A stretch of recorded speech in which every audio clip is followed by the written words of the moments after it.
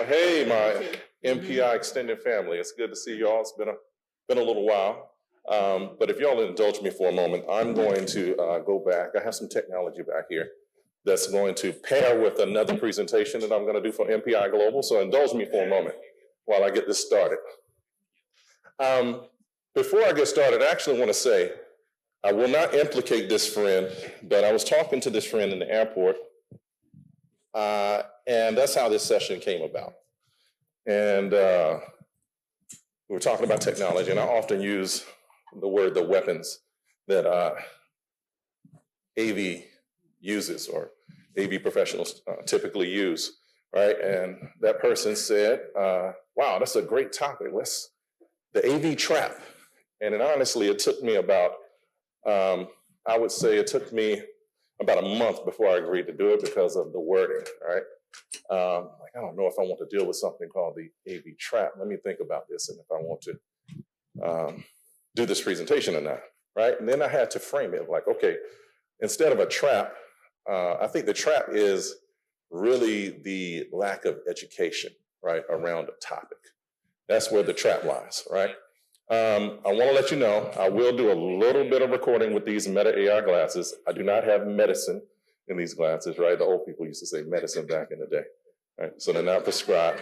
You'll see a light on when I record, and I'll use this again for something else in the future. But thank you for taking the time to indulge me for a little bit. So we'll talk about the trap of AV. And when I'm saying the trap is really on us, the lack of education. And if anybody knows anything about me as an AV professional, I'm very obsessive about learning audiovisual and just learning the craft that I'm in, right? So my wife is here, my lovely wife. Give her a hand if you don't mind. She will tell you I will wake up 1 o'clock, 2 o'clock, 3 o'clock in the morning. I will go downstairs and I will start researching, doing all kinds of different things to make sure I'm ahead of the curve when it comes to technology, because this is what I do. If I'm not doing that, I need to give it up. That's my opinion, right? So let's talk about the trap. So many planners fall into the AV trap, spending more without improving quality and or cutting corners that may cost more later. So we're going to talk about budget, right? But budget isn't always just how much you're saving, but it's also preventative as well. And you have to think about what assets you are renting, leasing, or what the production company is bringing in, and where your money could be better spent, where those dollars could be better targeted. So what's the goal? The goal is to protect your event budget and deliver an exceptional experience. AV is not just gear. It's about expertise, preparation, and partnership, right? So let's get into it. And I'm going to walk around a little bit. I'm going to pace a little bit. And the reason I'm doing that is because I have an AI camera back here in the back. So it's some new technology. It's actually tracking me with facial recognition. So that's why we're doing this today. So let's get into it with the most controversial ticket item, in my humble opinion, internet. See, yeah. So this crowd gets it. Right? I'm turning on the camera now. This crowd gets it. Internet is one of the most controversial subjects when it comes to venues. We're fortunate that we work in a lot of venues across the country. So we see, I've probably been in 70% of the convention centers, large convention centers in the country, right? I know that sounds crazy, but I have. I've worked in them. So I've seen prices run the gamut. And slight shout out to Raleigh Convention Center. They've always had, this area has always had pricing, for internet that was, that was conducive to doing business. Let's just say it that way, right? So internet Wi-Fi, let's talk about that a little bit. So when we're dealing with the closets back in the back that have these connections, right, where we're talking about, okay, how much bandwidth do you need for this, that, and the third, right? I want to kind of break it down and kind of expose a little bit of what that looks like, right? So you have a cable that's coming in. It's coming into one of these various boxes, right? And then it's going out, patching into 2 or 3 different boxes that throttle, or that are segmented, right, to have a certain amount of bandwidth to give this ballroom, this room, the salon room, whatever room you may have, right? That's the technical of it, right? So you have one box that's right above the top that's, okay, this is 3 megabits per second. That's what this box will yield you, right? Right below it, you have one, this connection right here is 100 megabits per second. But really, it boils down to how much bandwidth you need. You have to know what you need. How much bandwidth do you need for a Zoom, a Teams call, or a Google Meet, right? Anybody have any idea how much bandwidth? And this is very important because, and we'll get to it, I don't want to jump ahead of myself like a preacher, but we're going to get to it, but I want to know if anybody, non-AV professionals, if you're an AV professional, do not answer this question. How much bandwidth do you think you need for a Zoom, Teams call, or Google Meet? And you don't have to wait for a microphone. Somebody can just shout it out. A lot. See, someone said a lot. You're going to pay $20,000. Who said that? Melinda. $20,000, $30,000 for the internet. Yeah, you know, that's how you're going to get stuck with that bill. Anybody? No, that's good. That's a good guess. 5 to 10. That's a really good guess. Right? Think about devices, and yes, that's good. I wasn't planning on talking about that, but when you get into the devices, you're thinking about the devices and splitting up that bandwidth, like if you buy 100 megabits of Wi-Fi, right? You're thinking about how many devices, right? So, and that's all over the place, because one person is doing email, one person is doing YouTube, it can be all over the place. It can be from a phone to a tablet being 5 to 7 megabits, and the other person just needs 1 because they're just emailing and texting, right? Because, you know, they had some bandwidth issues with their phone.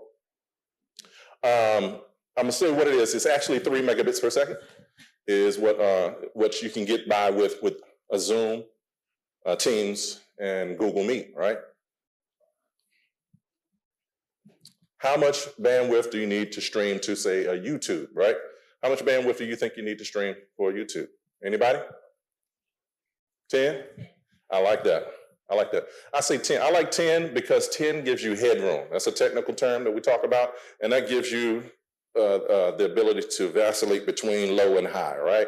So really 6 megabits can get you there, but if I'm asking for it, I'm asking for 10. Thank you for that, Angela. That's great. Very important questions to establish at the very beginning when we talk. Because right now I'm actually talking about hardline internet, right? You were talking about Wi-Fi, and it's good. You need to think about those devices, make those calculations, right? But I'm thinking about hardline internet because that's really where that bill can, and it can be tremendous for large events with thousands of people as well for Wi-Fi. But you have to start off knowing what you need. And you have to also understand whether what's the difference between, I might be getting ahead of myself, whether you're streaming or whether you're doing a Google Meet or a Zoom, right? Sometimes we're producing an event with picture-in-picture, lower thirds and all those things, but it's going into a Zoom webinar. Well, you need 3 megabits, you don't need more bandwidth because you're producing this beautiful package going into a Zoom webinar for, we've done a webinar for 20 people we've done them up to 10,000 people, literally, right? Just because 10,000 people are watching doesn't mean you need more than 3 megabits per second, right? But if you're thinking big like that and you don't understand the nomenclature, my tech team, they hear me talk about this word all the time. Nomenclature is just a set of terms that belong to a craft, right? I love wording, I love technology. That's all it is. So if I use a word, I'll definitely define it. So I'm not trying to look like I'm talking over anybody's head. So what are some streaming essentials, right? This all ties in because let's be honest. Sometimes the internet bandwidth is not on the in-house AV company. Sometimes it's separate, right? But it is very impactful to your audiovisual spin because we're doing hybrid meetings, we're doing virtual meetings, right, in these spaces, and it can really grow really quickly. But let's talk about some of the other essentials that go along with this when we're talking about internet usage and audiovisual. So if you see something on your job order that says encoder, right? We're not, most of the time, I'll be honest with you, AV professionals, we're not trying to trick you with these big words that are on these quotes, right? Even our quoting software, we have a simple terminology and we have the real, you can export it with the simple terms and you can export it with the full detail, right? Sometimes it's just us not not giving you the view that you need to see of it, right? So you end up with the technical language and nomenclature, right, that pertains to what we do. And you're like, oh, what is an encoder? It's like, okay, it's $2,000 for an encoder, right? Well, the strength is understanding as a planner and an AV or a professional what an encoder does. Sometimes you have an encoder, and actually I took a peek over at American AV's tech table, and they actually have a switcher over there that has an encoder built into it. And it also records. How do I know? Because I own about 30 of them, right? So they have one over there that does that. Now, do you want that device to do your encoding, your switching, and your recording? No. Just because it can do all of those things doesn't mean that you utilize that piece of equipment to do all of those things, because it's small, it's compact, it does a lot of different things, but oftentimes what we'll do is we'll split the load between these machines. Like, so I'll have a switcher and I'll just use it as an encoder, or I have a switcher and I'll just use it for the time being as a recording device, and I'll have something else doing the other load, right? So a switcher, right? So a switcher is just taking multiple video sources, whether it's your camera, it's your PowerPoint, laptops, multiple cameras, and you're able to switch between them. Very different than a switch. A network switch, you don't add the ER on it. What I showed you earlier, a couple of slides back, this is a network switch. These are network switches, right? So not to be confused with a switcher.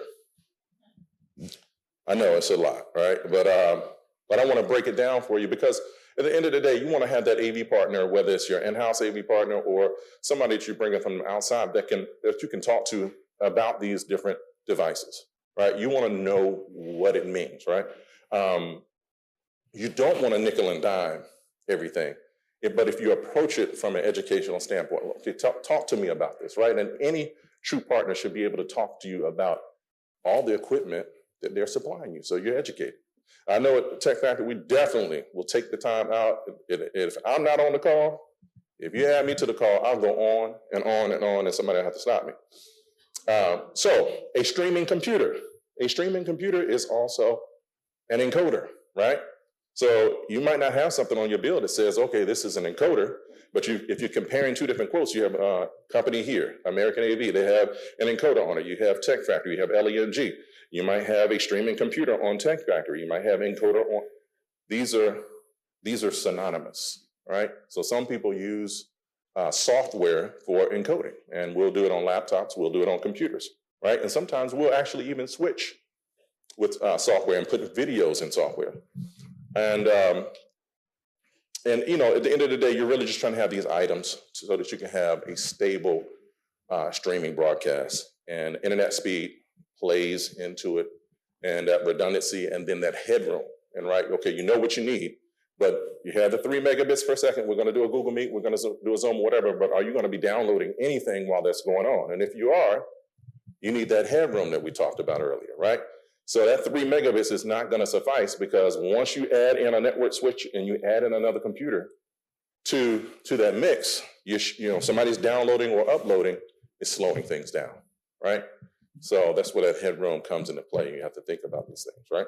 So I didn't time this, so bear with me. I'm watching the clock right here and trying to keep a pace. So you nailed down what you need for internet, okay? You're doing a Zoom or Google Meet, or you're doing a stream, you nail down your bandwidth. One of the most important things that you can do when you get on site with your AV production partner is, hey, can you do a speed test for me? And where do you go to do a speed test? I'm glad you asked. Speedtest.net. Go to speedtest.net and see if you're getting what you're paying for. Very, very important. Again, we do a lot of traveling. We're 70% travel at this point. A lot of people don't know that because I don't do the greatest job of marketing. I'm too busy head down doing the work. But you'd be surprised how many venues will go in, do a quick speed test, and realize, okay, we paid for 10 up and 10 down, symmetrical. They'll call it, so whenever you see something where they ask you, okay, we're going to sell you 10 megabits symmetrical or dedicated, right? Dedicated bandwidth, and it's symmetrical. They're saying you have 10 megabits upload and 10 megabits download. When you're streaming, the upload speed is what you want. When you're downloading things, the download speed is what you're going to want, right? So that 10 by 10 Very, very important, right? Because I have a laptop here that I'm going to download things and upload things, and I have this computer here, my streaming computer or my encoder that's going to take on 3 to 6 megabits. So when you get there, the first thing you want to do, you get that connection, is do a speed test. And if you do tests and it's wavering from, okay, I got 3 megabits this time, I got 4 megabits this time, well, 3 and 4 is not 10. You can't add the test up to make 7, right? So what you do is you go to your internet service provider and like, hey, I don't have the 10. So they basically, they've put it into the switch.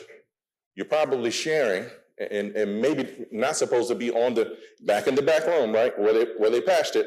It's like, okay, we know that this top unit right here with the red is going to give us 3 to 6 megabits, right? Which is, being lazy, just they're doing a little Google thing. But no, I asked for 10. Well, they didn't go back in the back and switch it from the top one to the bottom one, right? And sometimes I'm simplifying this because some people have IT professionals that actually work for them. So you want to make sure that you're having this conversation and that they're doing their part, and you've been holding them accountable to what they're charging you. Because that 10 by 10 symmetrical can cost you anywhere from $5,000 to $10,000 a week, right?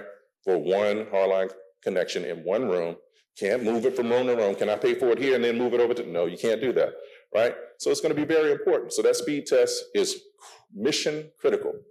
Mission critical. Anybody have any questions right now, right? Because I'm talking fast. I'm super excited about this. We got one. Right? Oh, yeah, nice. I like it. Go ahead. Can you give us a more specific definition of encoder? Encoder? Yeah. So encoder, what encoder means, great question, it means that this device is going to take all the video and audio data that you're sending it, right? So the encoder is going to take the video from the switcher, and it might be my camera, might be my PowerPoint laptops. It's going to take that feed. It's going to take the audio feed from the audio console, right? Take those. It's going to code them to transmit over an Ethernet line, and then so it can be decoded on the other end. So that's what the encoder. So it's actually encoding the audio and the video into ones and zeros to be transmitted over an Ethernet cable. Yeah, because you're streaming. That's a great question. It's a great question. Thank you for that. Anybody else? Anything before I move on to the next section? All right. Am I still in an, okay, yes. This is a true event where a client was faced with a $20,000 Wi-Fi / hardline internet bill. After I talked to them about the simple things that I talked to you about, like what I do with all my clients, and I don't get the opportunity, let me say this, I don't always get the opportunity to do this because the client sometimes has already done this and you're just brought in on the back end. But you see the numbers up there, right? That bill went from $20,000 to $2,500, right? Very impactful. Now the client had the money to pay the bill. This is one of my clients that actually had the money. It doesn't mean anything, though, right? You want to get what you pay for and you want to know what you need. So again, the trap is the lack of knowledge or the lack of communication with your AV partner. So it's great to have a partner. And even if you're partnering with the in-house audiovisual provider, we don't do it in-house, but even if you're partnering with them, communication is going to be key because here it saved $17,000, right? Just a little. Yeah, I remember you talking about a bill that was that crazy before, right? Were you able to get it lowered? Didn't you bring Brent in to consult with you? I'm sure he lowered that bill for you, but these bills can get crazy. So avoid the trap.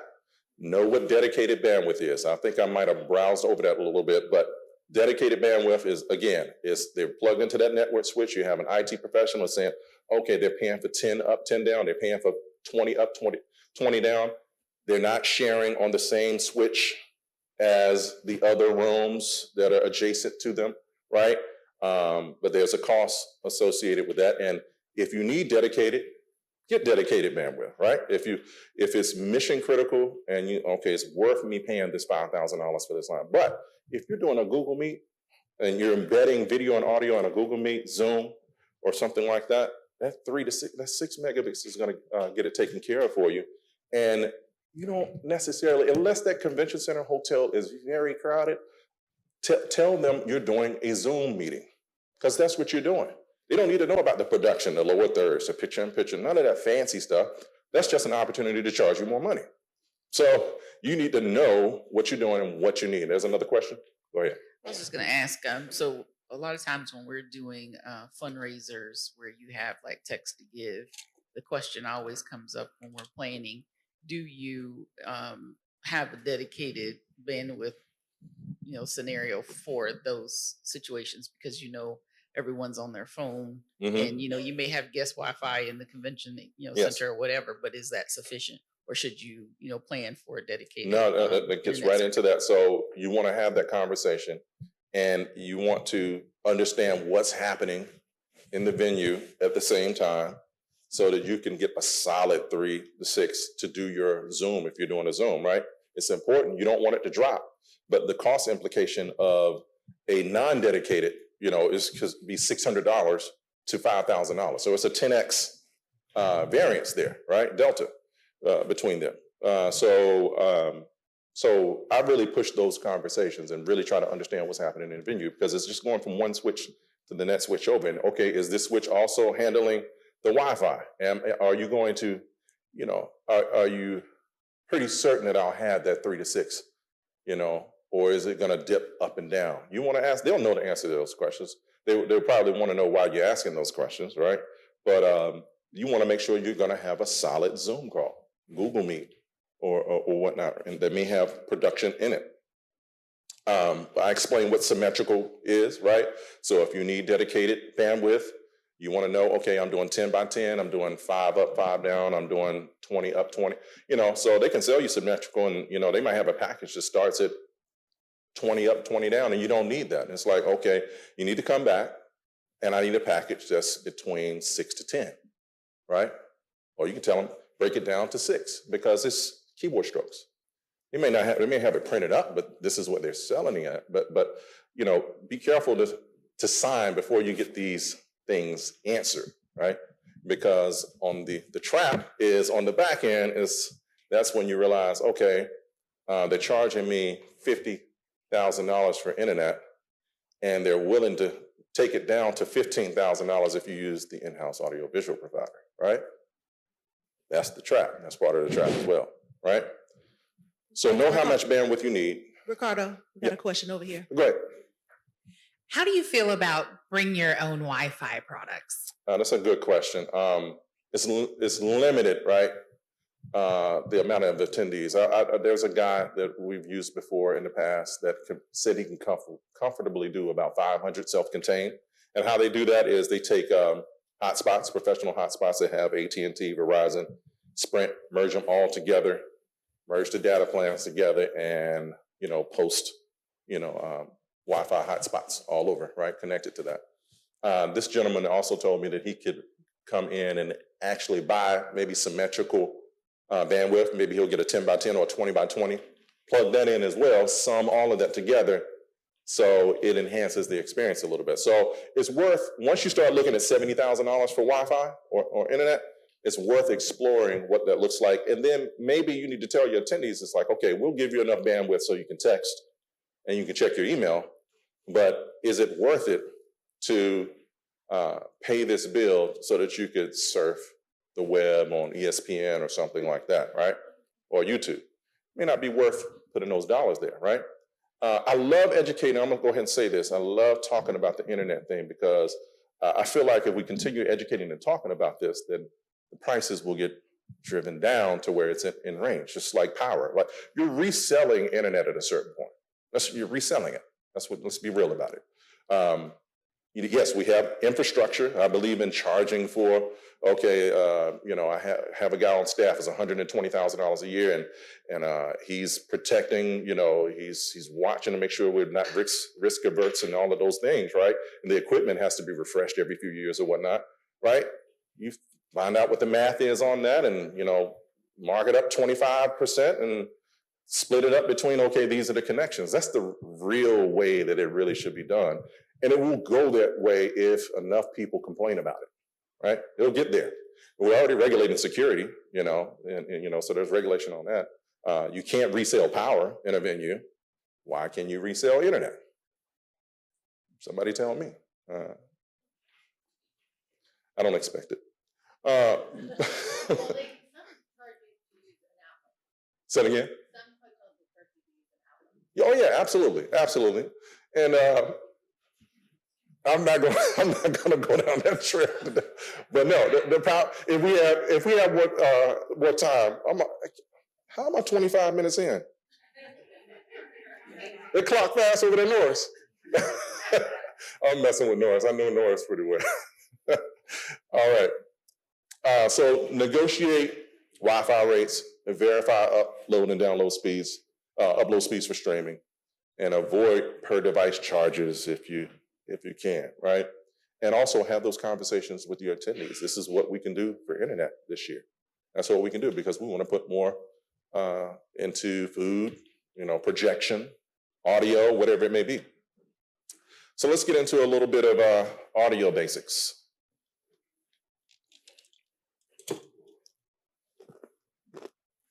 When do you need a mixer? You need a mixer. You should have a mixer on your bill if you have more than one audio device in a room. And at this point, I'm talking about basic breakout rooms. You're going to have a mixer in a gen section. We have a mixer over here. So if you're going to have a podium microphone and laptop audio, it's time for a mixer, right? So you should see that mixer on your bill, right?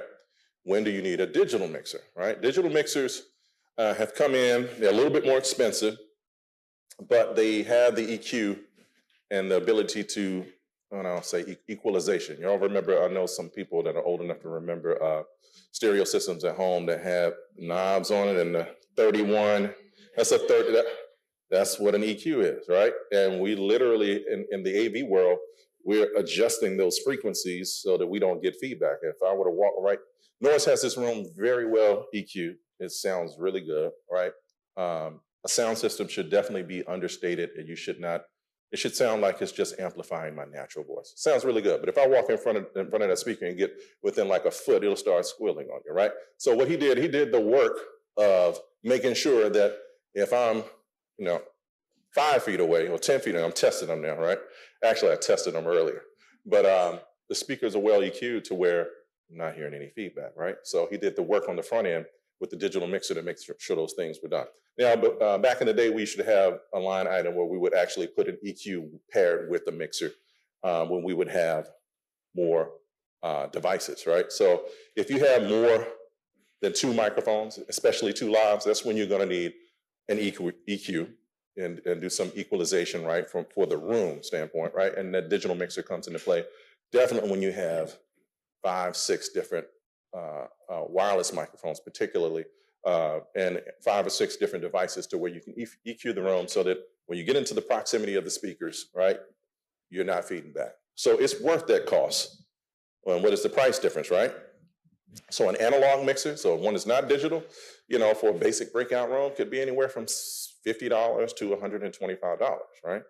A digital mixer, once you're getting into multiple inputs, lavs, handhelds, you're looking maybe $250 to $500, depending, on the size of the room. And it could be more. If you have a band, you could end up paying, $750 to $1,000 for a mixer per day, right? So understanding these basics, so I'm trying to get you to see beyond like the Allen and Heath QU, some, this, that, and the other, Midas, so and so and so and so. You don't need to know all of that, right? You just really want to get down to, okay, I think this is a digital mixer. Can you explain to me, do we need this in this room? I only have a podium mic. Do I really need this digital mixer in this room? Or do you have something that's more affordable, right? So you could go from $450 to $125 per room. And if you have 10 rooms, that's a big difference in understanding. It's like, I have a podium mic and a laptop audio in these 10 rooms. Do I really need that $450 digital mixer? Do they have something else on their shelf that can take care of me in these rooms? And the answer is yes. If they have that digital mixer, they have something else they can give you, right? So think about those things. Some wired mics. Sometimes a wired mic is going to be okay. Now, it's more work on, actually, I take that back. It's less work on us. So we have to actually get on our knees and take the cable but we don't have to worry about batteries, right? And we don't have to worry about radio frequency. So with wireless mics, there's more work because you have to go in every city. I wasn't even planning on talking about this, and I got to be careful.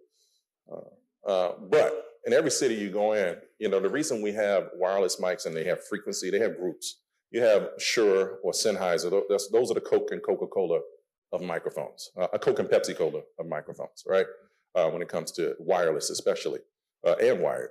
But they'll have a microphone that's $1,000, right? Or a wireless kit that's $1,000. But they'll make 3 or 4 different frequency bands within that $1,000. So think about, y'all know we tune our radios. Those are frequencies, right? Same thing is happening with wireless microphones, just higher. So instead of 90, you were looking at 450 megahertz, to 600 megahertz or so, right? That we're tuning these microphones to be able to communicate, from microphone wirelessly to over there, right? Just like the belt pack that I have on here. What's the frequency, Norris? What am I on? 465, right? And it's a dot and some numbers after that, right? So they'll have those different ranges because wherever you go in the country, there are other competing TV stations, FCC, all of those things, right? So you have different choices of bands to choose from because of location. So we have to go in, we have to actually scan these frequencies, figure out, okay, I can use a J1 in this town, but a G3 is only going to get me 6 or 7 microphones that I can use. But if I change it to a J1, I can get 25. This is the type of stuff that we have to do before we get on job site, right? So the point I'm going back to why a wired microphone is $25 to $50 versus a wireless microphone being $125 to $175 or $200 per microphone. It goes into that, right? So if you're in a breakout room, man, you have a Q&A microphone, or you have a tabletop, you have a panel on the stage, right? You might have 5 panelists. Well, do you need 5 wireless mics, or could you use 5 tabletop microphones? Tabletop microphones are going to be about what a wired microphone is, right? It's more work on us at the front end to wire it in, but it's less work in figuring out the cabling and all of that stuff, right? And it's a cheaper microphone. So $50 versus $150 to $200 per microphone. Again, you multiply it times 5, you save $650 per day in a room, just understanding, right, do I really need them picking up a wireless microphone? Can tabletop, and it can move the gooseneck around. It's going to sound just fine. And to be honest with you, a wired microphone is going to sound better than a wireless microphone. Wireless microphones sound great, right? But that gets into more technical stuff that we're not going to talk about. So you're not sacrificing quality with a wired microphone is what I'm saying. So you have to just understand the use case and what you need it for. Q&A microphone, if you're going to make them come to the aisles, right, in a gen session, and you may want 1 per aisle, 4 wireless microphone, 4 wired microphones, but you may be on a budget, or 4 wireless, you might be on a budget, and it's a 4-day conference, right? You can save $100, $125 a microphone if you do a wired mic. Will work for us on the labor end, but it's changing batteries, and then you have to think about the aesthetics of it, the taping of the cables. You have to understand if it's worth it for your event. You have to know your event. Also, we talk about speakers. Now, I know I have some technical people in the room. These pictures right here, there's a point source speaker. These are point source speakers. So pointed at the source is going to cover a certain amount of range. The one on your left, on your right, is a line array system, right? This picture is showing something that I'm not going to get into. This is very nerdy. But I'm showing you this because, you'll see something, DB technology, so on, so on, so on. So a JBL, VRX, this, that, and the other, right? Maybe sometimes a point source speakers are going to be fine. So have your tech company explain to you, do I need, what is this? Is it a line array or is it a point source? What is the price difference, right? It's not a crazy price difference between those two. But once you start stacking, a line array, you see them at concerts all the time. And the reason they do that is so they can throw further and wider, right? But really further in the distance. So they stack them on top of each other, stack. So that top speaker is throwing 250, 300 feet back. That bottom speaker, this is called a J array, that bottom speaker is throwing 50 feet, or 25, 50 feet in front of it, right? And you can just, in between that, it's covering everybody else, right? So Do you need rigging? You have to understand, like, rigging is can be cost prohibitive, right? But you can honestly floor support a sound system for up to 1,000 people with ease. You just have to be creative and you maybe use some delays and whatnot. It just depends on the room, right? So you have to understand the rigging implication of your audio and if it's needed or not, and be able to talk through it, right, with your client, right? You don't have to know everything, but it's like, okay, I have 1,000 people. I see that I have rigging on my bill. Do I really need to rig a sound system? Explain to me why. And that person may know that room. It could be inside or outside provider that says, okay, we've noticed some problems in this room because of cement floors. There's no carpet. There's no acoustic treatment on the sides of the room, whatever, right? And they may say, okay, rigging is going to be the best situation for you in this space. And as long as they can articulate it and it fits your budget, that's, go for it, right? If it doesn't fit your budget, press them to see what we can do. Like, it's like, okay, I know that something can be done without rigging for 1,000 people. What does it require us to do? Delay speaker system, is it not going to be as aesthetically pleasing? The answer is yes. It's not going to be aesthetically pleasing, but you may be able to save $2,000 a day. And actually more than that. I'm just talking, you can probably save $2,000 to $3,000 a day. Easy. So it's how you avoid the audio trap, right? So I'm just giving you some quick basics. Know your mixer needs. Know whether you have multiple inputs. If it's a podium mic and a laptop audio, or even a wireless mic at the podium and laptop audio, do I really need a $450, $700 digital mixer? The answer is no. Have an idea of rigging or not. And to be honest, I've done up to 2,000 people. I'll say 2,000 people. And not rigged before, and it's been fine, right? You just have to know the client, you have to know the room situation to be able to talk through it.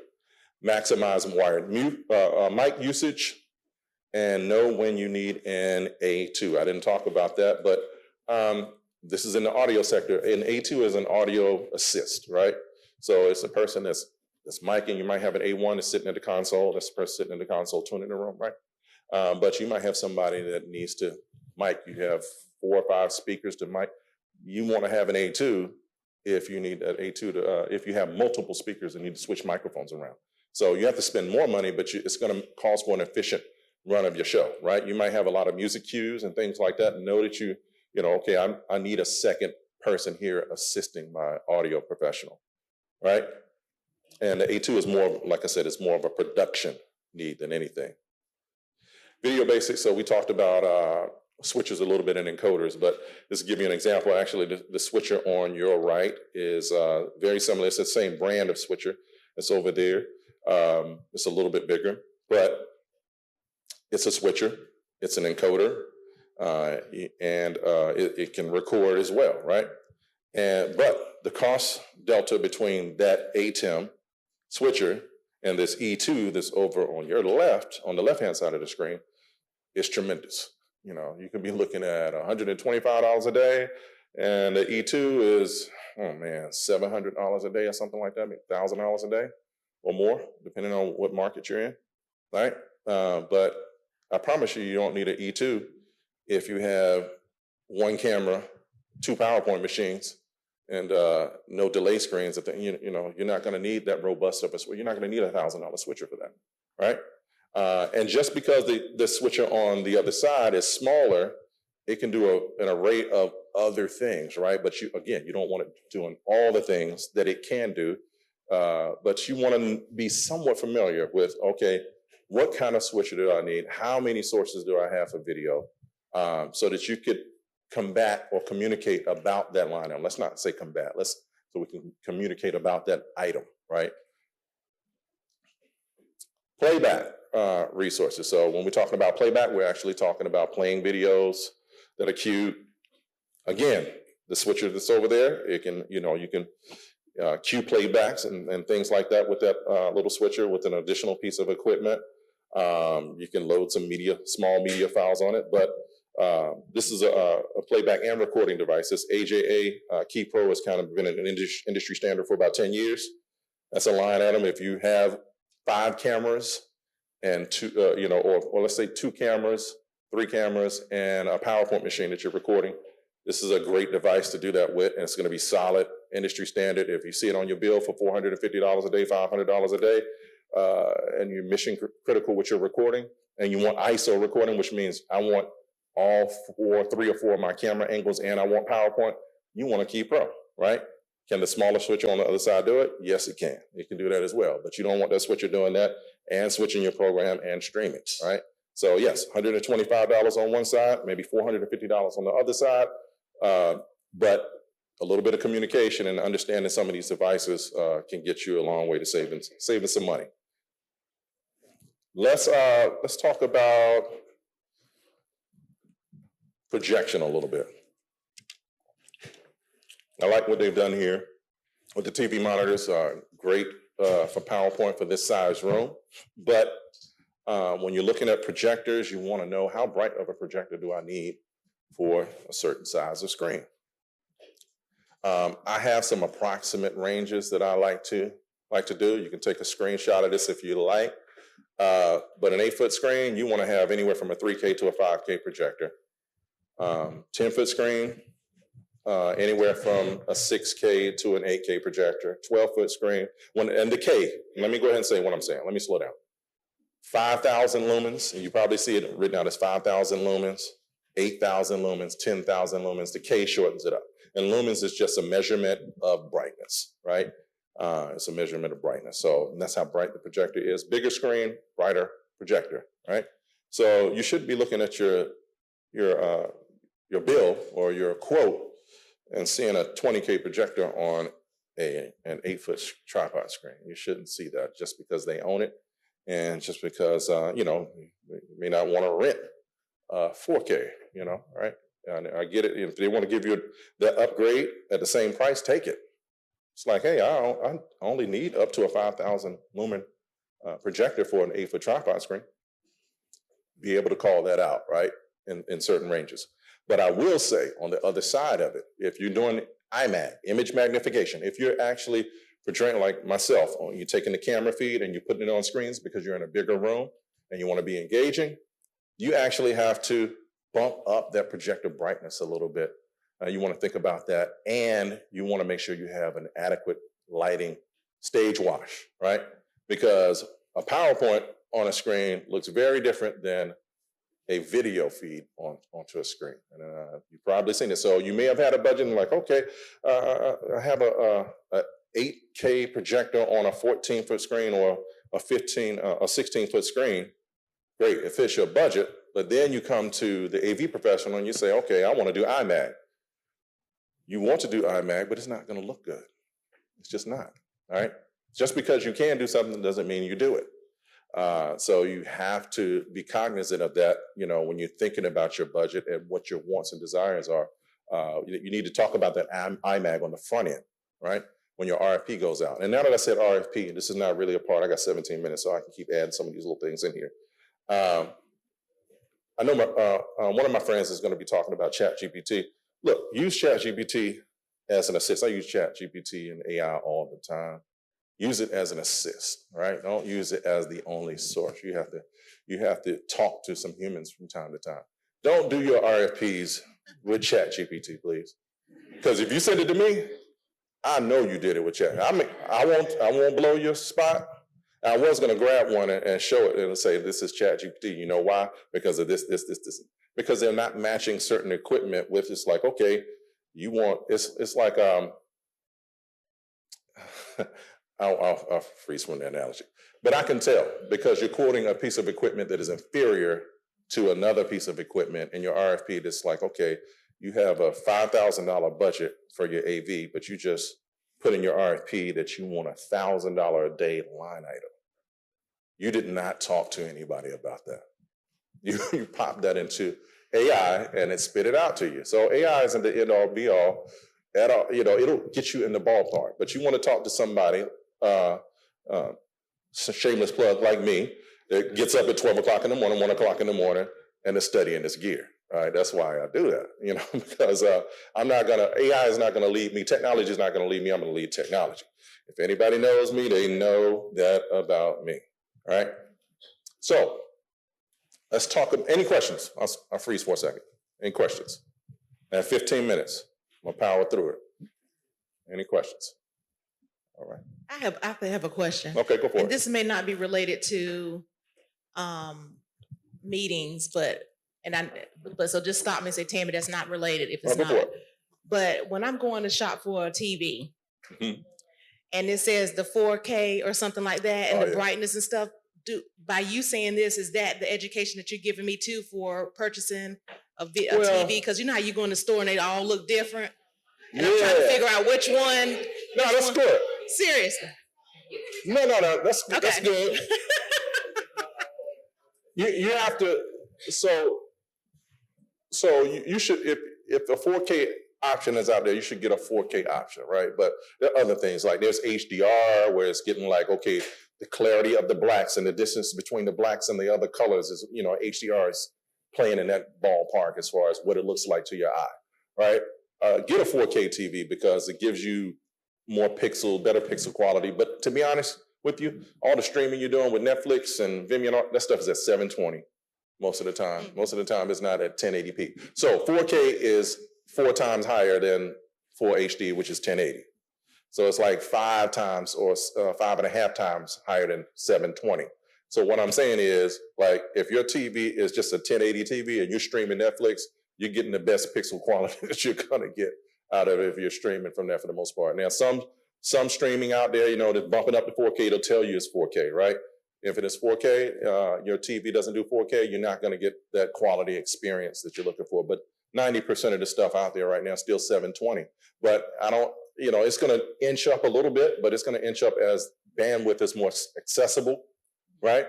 To your phones and everything. So it's keeping the bandwidth down. They know that your eye, the consumer eye, is going to be fine with 720 for a long time until movies and everything, graphics continue to push the envelope and say, okay, to be able to render or encode and do all of these things, right, it needs to be at least at 1080. And then at some point at 4K for you to experience the way that you experience in a movie theater, something like that, if I answer your question. So buy a 4K TV, but don't get into the HDR stuff unless you're just a geek. I don't even buy TV. I'm not worried about any HDR. I don't have time to sit and watch TV at home like that. Most of the time I'm watching on my phone or my iPad, so that 720 is going to be just fine. Anybody else? I hope that wasn't a dumb question. No, that was a good question. No, that was good. That was a good question, and it relates. It relates. Okay. There's a bandwidth implication as I tied in, and there's a pixel quality implication. And I actually was going to talk about pixel quality when it comes to LED wall. So it kind of gets into that a little bit. So, all right, LED wall has been a trend in AV for about 2 years now. Everybody wants LED wall now because they think it's the best thing, right? But you can't always afford LED wall, right? It sounds good, and just because you want it, is it really the best thing for you? You have to understand the pixel pitch. So there's 3.9 out there, there's 2.9, and there's 1.9. 3.9 being bigger pixels, bigger dots, 1.9 being the smaller dots. And it's down to, I saw a wall the other day, I think it was 0.9 or something last month at a trade show. But what does that mean for you? The lower, the sharper the image, right? And then what do you need it for? Really, a 3.9 wall, if you're 30 feet away from that 3.9 wall, you probably, as a consumer, would not be able to know if it's a 3.9, 2.9, 1.9, if you're 30 feet away from it, right? So if you have an AV provider say, oh, I want to upgrade my 20-foot screens to an LED wall, right? It's like, okay, we have a 3.9 in-house, and we can do that for you and work with you. But, oh, no, I want a 1.9 because you hear the buzzwords, you hear people talking about it. You can't afford a 1.9, probably, You probably can't afford it. And if you can, great. We'll get that 1.9 in there for you, right? But that 3.9 is probably going to suffice for you because your closest attendee is probably only going to be as close as 30 feet away from that wall, right? Now, when we get down into using them for scenic towers and whatnot, and you're on a trade show floor, closer proximity, bigger wall, you may want that finer pitch, right, for that marketability on these trade show floors. So when we go to places like WEC, that I see a lot of, a few of my friends there, a lot of those walls are going to be 1.9 at the minimum on the trade show floor. But that's somebody walking up looking at something that's being marketed, a city, a venue or whatnot that's being marketed, and they're going to be 5 feet away from it, right? So they'll be able to see the pixel pitch, of a 3.9 quality wall versus a 1.9. And so there's a price implication between the two of those, right? And it can be, it can be great, right? So what is the trap in this, right? Avoid the trap. Know your screen sizes and projector size options, right? Understand if you're doing, if you're going to do iMac or not, right? You need to know that on the front end so that you can get a brighter projector.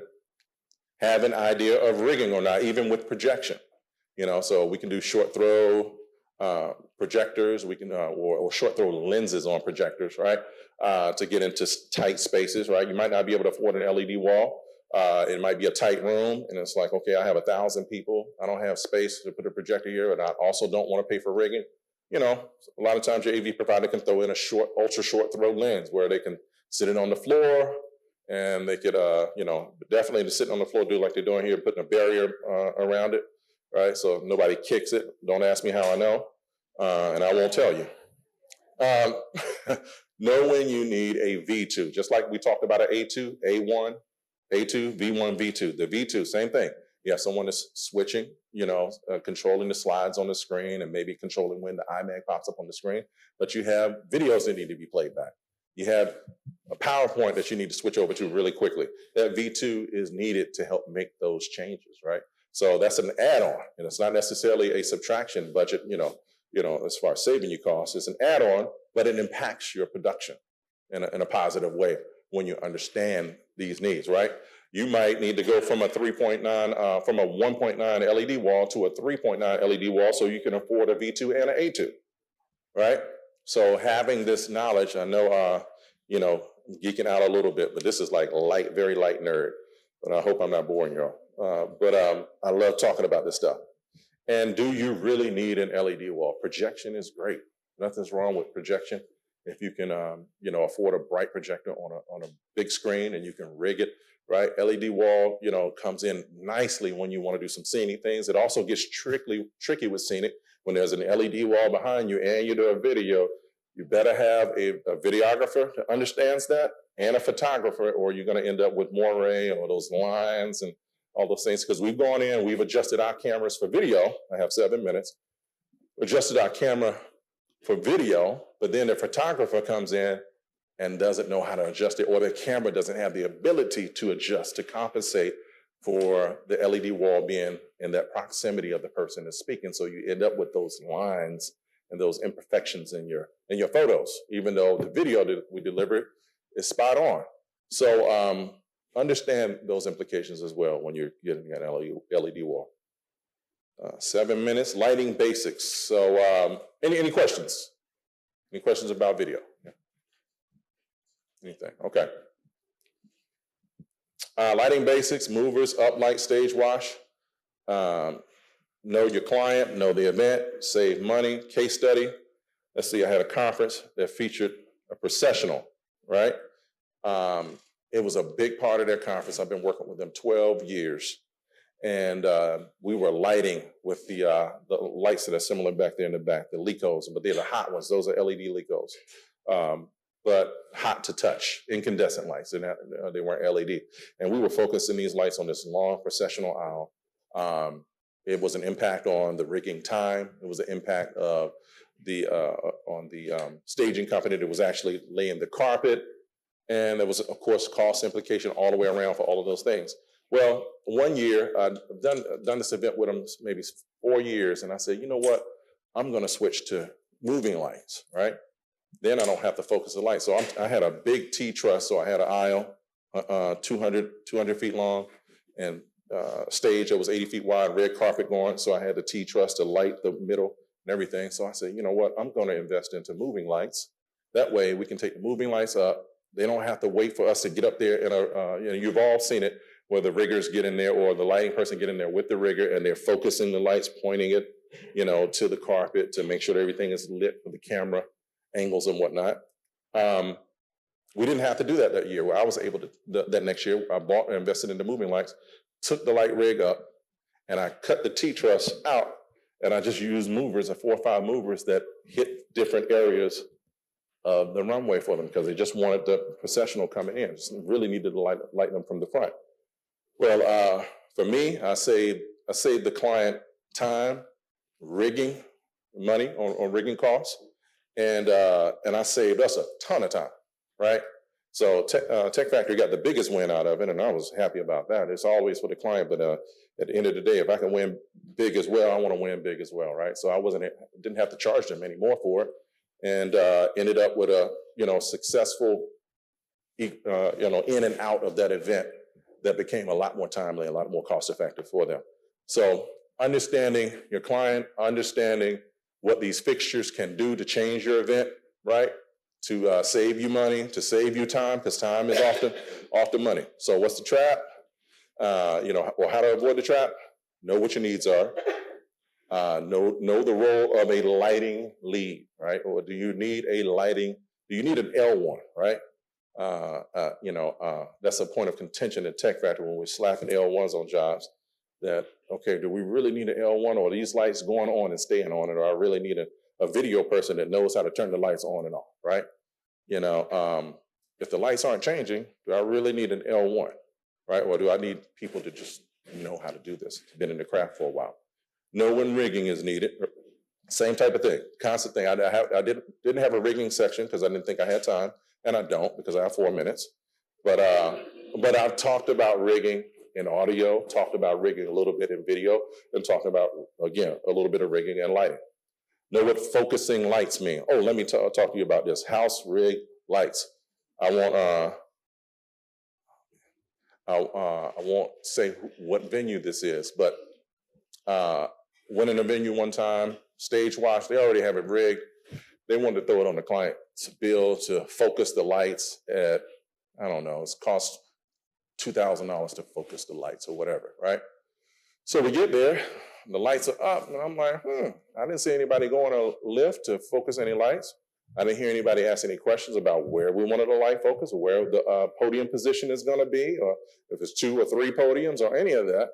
But hey, they're charging you for focusing lights. And focusing lights means what I was talking about earlier, going up in a lift, pointing, aiming, focusing, making sure that the lighting is hitting the areas that you want to hit on that stage, right? But if you're being charged for it, and they're not just leaving it as, oh, business as usual, well, there's an even wash on the entire stage, why are you paying for it? You should not be paying for lights being focused if they're not going up in the lift and focusing the lights, right? It's just plain and simple. When to upgrade. So add lighting for camera capture. So we were talking about image magnification. If I was doing iMag, you definitely want lighting, all right? You can't do iMag if you didn't have lighting added onto your build. There's no reason to do it. It's going to look terrible. And then you're going to blame me. And I don't like it. Floating text or breakouts, right? So, you have 20 breakout rooms. That's great. I don't want text in the room. That's okay. That's fine too. But we need a floating tech per, depending on the number of breakout rooms and depending on the company, we do every 3 rooms, right? You need that. Yeah, and you want that for dongles, for this is not working, that's not working. And in in-house facility, sometimes that's covered in your service charge, right? Understand that there's a service charge implication as well. So you may have A, B quote, but when it hit that BEO, it's going to be another 20% on it sometimes, right? And sometimes the hotel, how do I know I started in the hotels, right? So I speak from a position of strength. I didn't know I always own Tech Factory. But, sometimes the hotel just bypasses the 20%, like, okay, you quoted separately. We don't want anything to deal with it, bill them separately and give us our percentage. Know that the in-house or that the house provider, right, is giving, you should always know that they're giving the hotel some of that money, right? So apples to apples quote, have to tell you, $100,000 quote here, $200,000 quote there, right?